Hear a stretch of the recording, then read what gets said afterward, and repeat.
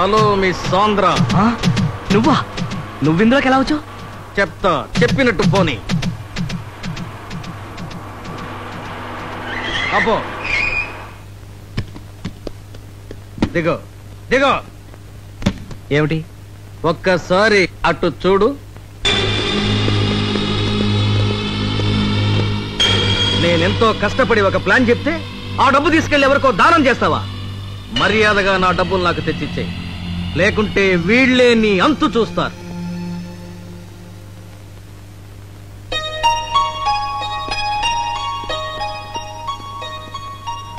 మన కలెక్షన్ ఎంత? 3.5 లక్షలు. అందులో అక్కడ నేను ఇచ్చిందంత 1.5 లక్షలే. ఆ మిగిలిన 2 లక్షలు చిరసగం పంచుకుందాం అనుకుంటే వీళ్ళని తెలిస్తే ఇప్పుడు వీళ్ళు వాట అడిగితే బుద్ధి లేదు.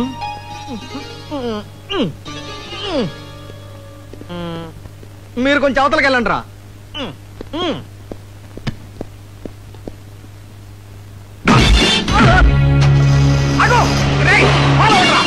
ఫాలోనా? ఏమిటా ఫాలో?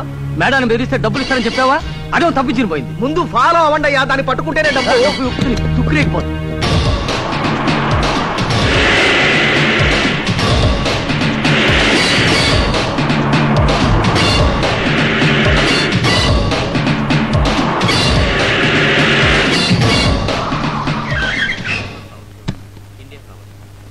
వరల్డ్లోని అడ్వర్టైజింగ్ సంస్థలన్నీ కొన్ని పద్ధతులను ఫాలో అవుతూ ఉన్నాయి.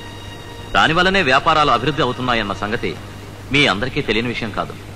మనం మన వ్యాపారాలను ఎలా ప్రమోట్ చేసుకోవాలనే విషయాలను చర్చించేందుకే ఈ సమావేశాన్ని ఏర్పాటు చేసుకున్నాం. యూసీ, వ్యాపారం అనేది ఒక పెద్ద కళ. ఇన్ఫాక్ట్ జపాన్ చాలా చిన్న దేశం అయినా పారిశ్రామిక రంగంలో అగ్రగామిగా ఉండి అమెరికా వంటి పెద్ద దేశాన్నే వ్యాపార రంగంలో అధిగమించింది. మీరేమంటారు మిస్టర్ శంకర్? జపాన్ ఈనాడు ఇంత ఉచ్చ స్థితిలోకి రావడానికి కారణం ఏమిటి? కేవలం పబ్లిసిటీయే.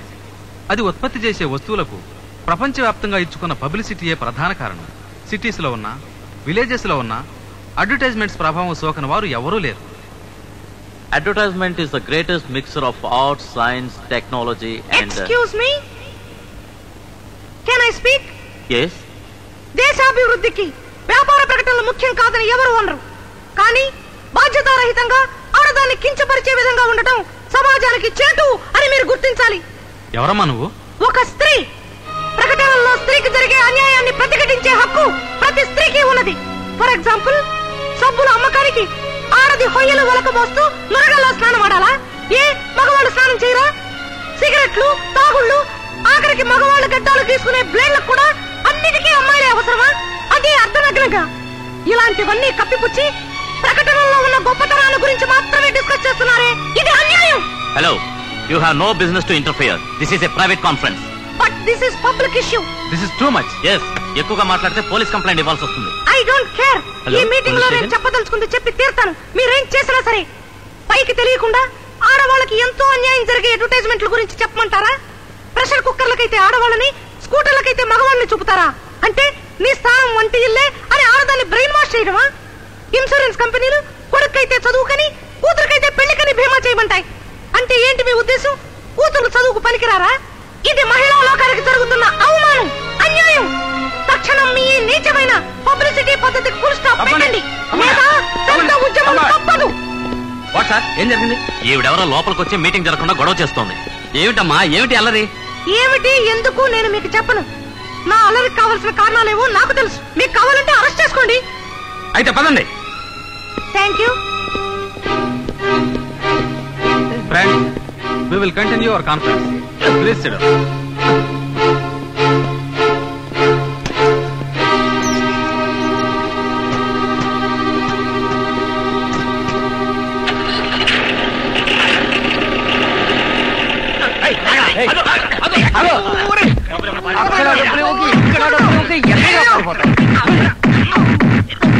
చాలా థ్యాంక్స్ ఇన్స్పెక్టర్ గారు. సమయానికి మీ డిపార్ట్మెంట్ వాళ్ళు వచ్చి నన్ను అరెస్ట్ చేసి ఆ రౌడీల బారి నుంచి నన్ను రక్షించారు. చూడండి అమ్మా, మీరు చాలా గొప్పవారు.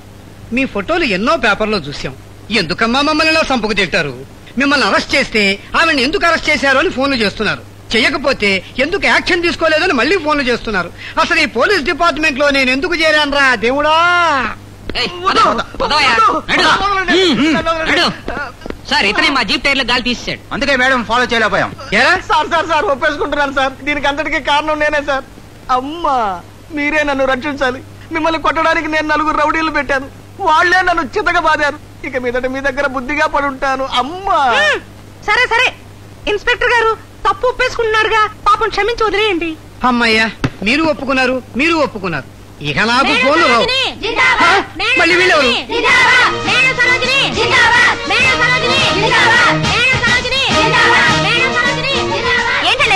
మా మేడం ఏం చేస్తున్నారు సార్? మీరు అది కాదమ్మా. మాట్లాడకండి. ఆవిడనుకుంటున్నారా? అది కాదమ్మా. మాట్లాడకండి. మా కష్టాలు తెలుసుకుని మా కోసం పోరాడుతున్న దేవత. అది సరేననుకోండి. మాట్లాడకండి. స్త్రీ క్షేమం కోసం తన ప్రాణాలను అర్పించడానికి సిద్ధపడ్డ త్యాగమూర్తి ఆవిడ. అది కాదు.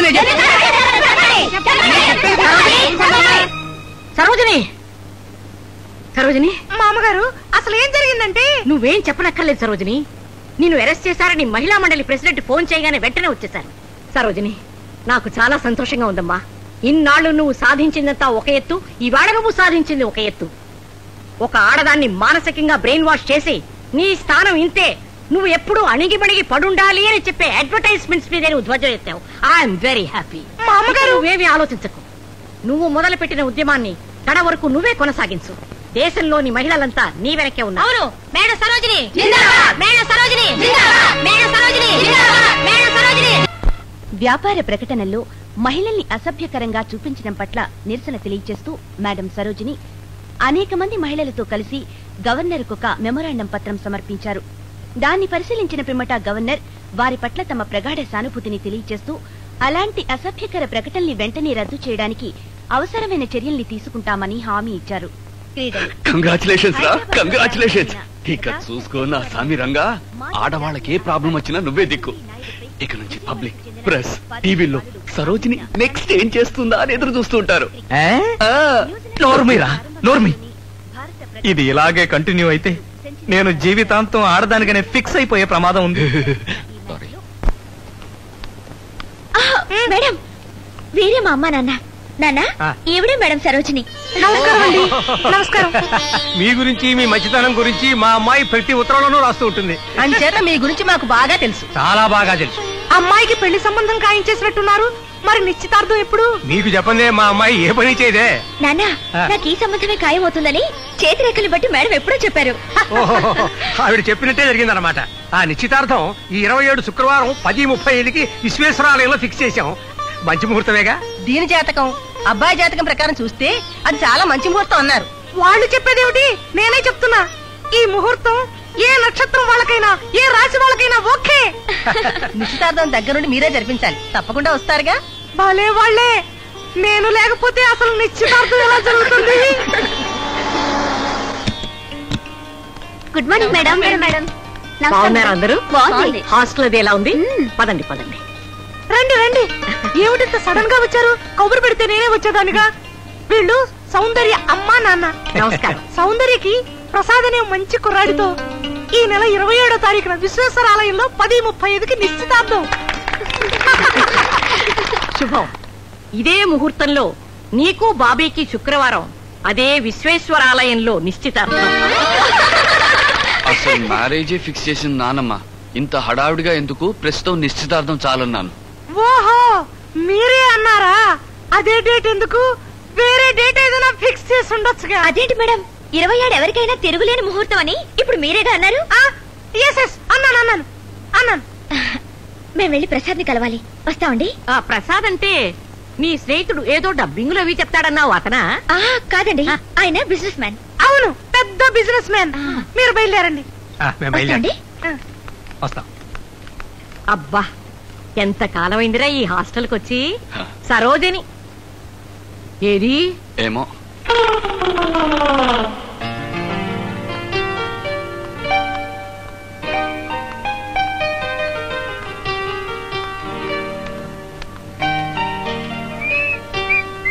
హాయ్ ప్రసాద్. హాయ్ సౌందర్య. నాన్న, ఈయనే ప్రసాద్ గారు, పెద్ద బిజినెస్ మ్యాగ్నెట్. నమస్కారం. పెద్దలు, మీరు నాకు నమస్కారం చెప్పకూడదు. చూసావా, అది సంస్కారం అంటే. నీ గురించి అమ్మాయి అంతా చెప్పింది బాబు. మీ గురించి కూడా నాకు అన్ని చెప్పిందండి. ఏం వ్యాపారం చేస్తున్నావు బాబు? అమ్మాయి చెప్పింది కదా పెద్ద బిజినెస్ మ్యాగ్నెట్ అని. మళ్ళీ పిచ్చి పిచ్చి పిస్తలేస్తావేమిటి? నువ్వేం అనుకోక బాబు, ఎవరితో ఎలా మాట్లాడాలో తెలియదు పాపం. ఏం పర్వాలేదులేండి, రండి అలా రెస్టారెంట్ లో కూర్చుని టైం తిందాం. తిందా ఉంటాడేమిటి? బిజినెస్ మ్యాగ్నెట్ కదా, రారా. ఓహో. నువ్వన్నీ లైట్ గా తీసుకుంటావయ్యా. మీరే లైట్ గా తీసుకున్నారు, నేను అన్ని హెవీగానే తీసుకున్నాను. ఓహో, ఏమైనా మా సౌందర్యకి నీలాంటి మంచి మొగుడు దొరకడం దాని అదృష్టం. ఇక పోతే మీరేం చెప్పకండి, మీ కుటుంబ పరిస్థితి అంతా అర్థం చేసుకున్నాను. మీ నుంచి నేను ఒక్క పైసా కూడా ఆశించడం లేదు. మీ పెద్దలులాగా ఇది కావాలి అది కావాలని మీ అమ్మాయిని వేధించను. కట్టుబట్టలతో సౌందర్యని పంపిస్తే చాలు, కళల్లో పెట్టి చూసుకుంటాను. అంతకంటే ఏం కావాలి బాబు? నిశ్చితార్థం ఈ 27 శుక్రవారం విశ్వేశ్వరాలయంలో నిర్ణయించాం. తెలుసు తెలుసు. నీకులా తెలుసు? అంటే ఆ రోజు ముహూర్తాల రోజు కదా. 27 కాకపోతే 29, లేకపోతే వచ్చే నెల. విశ్వేశ్వరాలయం కాకపోతే వెంకటేశ్వరాలయం. అబ్బే అదేం కుదరదు. మేడం కూడా అదే రోజు అదే ప్లేస్ బెస్ట్ అని ఫిక్స్ చేశారు. అంత కరెక్ట్ గా ఫిక్స్ చేశారా? అయితే అలాగే కానిద్దాం. మరి మీ వాళ్ళని నాకు ముందు వెనక ఎవరూ లేరండి, అంతా మీరే. సరే, నిశ్చితార్థం ఈ ఊళ్ళో జరిపిస్తున్నా, పెళ్లి మాత్రం మా ఊళ్ళోనే జరిపిస్తాను. అలాగే అలాగే, కానీ పెద్ద ఆర్భాటాలు ఏం వద్దు, సింపుల్ గా కానిచ్చేద్దాం. అలాగే, ఏమేమి బయలుదేరతా.